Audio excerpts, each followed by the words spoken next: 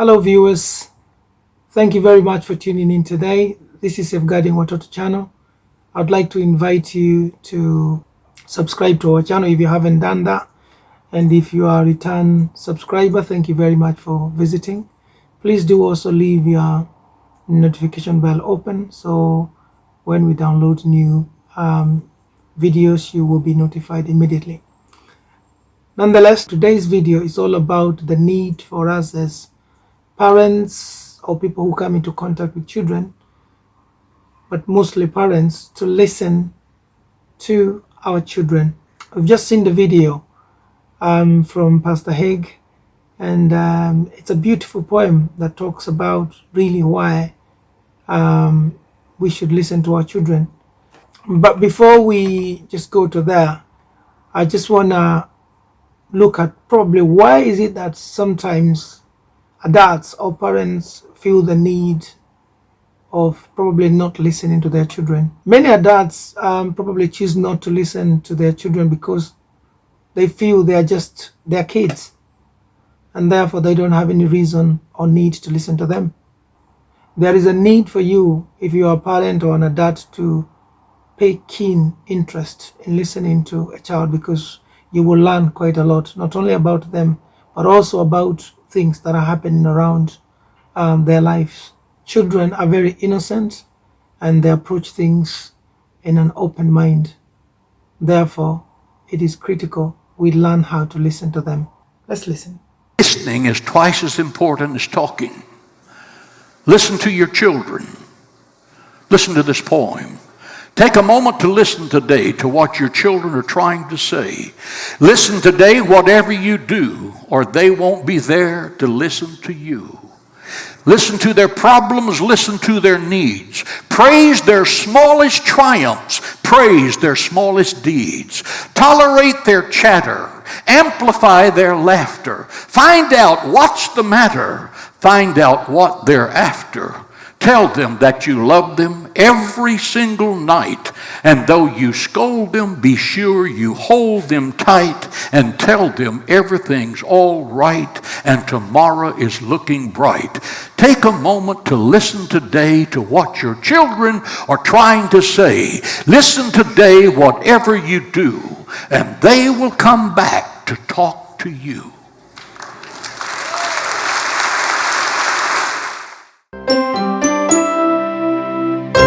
So, why is it important for adults or for parents or people who come into contact with children to listen to them? In safeguarding, we normally like to use the word active listening. Why is it important for us to actively listen to children? I'm just going to give us a few points or reasons as to why it is absolutely important for us to listen to children. First and foremost, when you listen to a child, there is a bond that is created between you and that child. The child starts to develop trust, and once that trust starts to come in, they start to believe that you care, and therefore they can tell you anything. They can talk to you because they know you are listening, and if you are listening, then they know if they have any issue, you as their parent or their carer or a person who is their guardian, you will be able to resolve any issue that they may have, or you will be able to listen to what they are telling you. That's critical for children. Research has shown that when adults listen to children, they tend to feel wanted, cared for, and for that reason, they respond very positively, and they themselves are ready to listen to parents' point of view, or when parents explain things. They tend to say, what's the point of me sharing? What's the point of me talking? She or he never listened to me anyway, so I'm just wasting my time. Now, that is a cause of concern when a child is thinking from that perspective. It is a cause of concern in safeguarding children and young people. So then what do we do as adults or as parents or people who care for children when we want to talk to them? So the first thing is that if you are a parent and you want to have that good relationship with your child, you need to be able to encourage your child to open up to you and talk to you slowly without rush or hurry. That means you need to give them time. You need to have time with them. If you're an absent parent, then you're never going to have that time, which then means this relationship will never work. So you must be present. You must be patient to listen to your child when they are putting their feelings and thoughts across. Be attentive. Be an active listener so that not only will they know that you're listening to them, but they will know that whatever they are passing through is probably coming to you, and therefore they will get a response. The way we respond is critical. For whatever the young person is saying, whether it is good or bad, it is important we respond very sensitively to what they are saying. Now, as a parent or a caregiver or a carer, it is very important for us to focus on the body language and learn to understand cues of nonverbal communication, because once we do this, we'll be able to extract information that they are possibly not telling you. We shouldn't interrupt them when they are talking so that they know we have their full attention. This is going to help a child, have faith and trust in you as an adult, as their mother, as their father, as their guardian, and it is going to make it easy for them to be able to share, to talk, and to discuss with you, whether they are good things or things that are troubling them or things they are believing to attain or to get or to achieve. Now, I know sometimes these are things that we say, and as professionals, sometimes a lot of people would find a lot of difficulty in doing or practicing what I'm saying or what professionals say. So maybe you may be there and you're asking yourself a question: what is it that I need to do as a parent or as a carer or as a guardian to be able to give my child total attention, be able to actively listen to what they're saying? Well, I'm glad you're asking. The first thing that you're supposed to do is to ensure you don't start forming your own opinions. So you let them talk, you let them air whatever they are airing without forming any opinions. So that means you are giving them your attention. You are learning to actively listen. This way, you will be able to extract some things. Soon as you start interrupting them, the child probably is just going to go mute or silent because they've already picked up that you're not listening to them. The second thing that probably you need to do is to put yourself in your child's shoes. In counseling, we call this, walking in somebody else's moccasins. So how would you have reacted if you are the child and an adult was not giving you opportunity to share or to talk or to be listened to? So put yourself in their shoes. This way, it will help you to start learning the art of listening. The third point: be present physically and mentally. Give your child enough attention. The dishes can wait. People who are calling you on your mobile phone, the soap that is starting on your TV can wait. If a child knows that you're giving them your undivided attention, they are most likely to share or pour out their hearts to you. And you will then have been doing yourself a favor by learning an art of listening, because you are not allowing social media, TV, mobile phone, or interruptions that are happening within your home to deter you from listening to what your child is trying to tell you.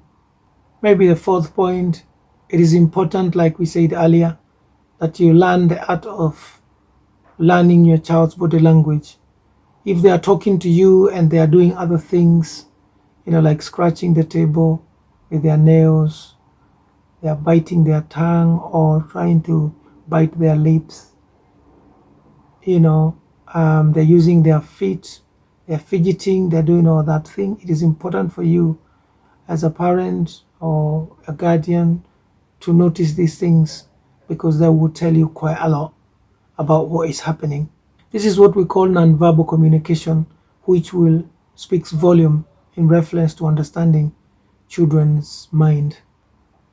And probably, last but not least, be open-minded, curiosity.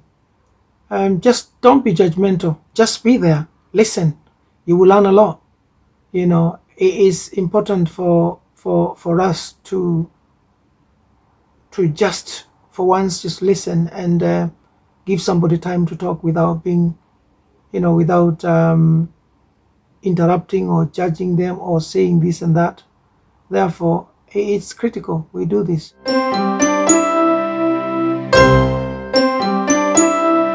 What is the reason, or why am I saying that listening to children is important?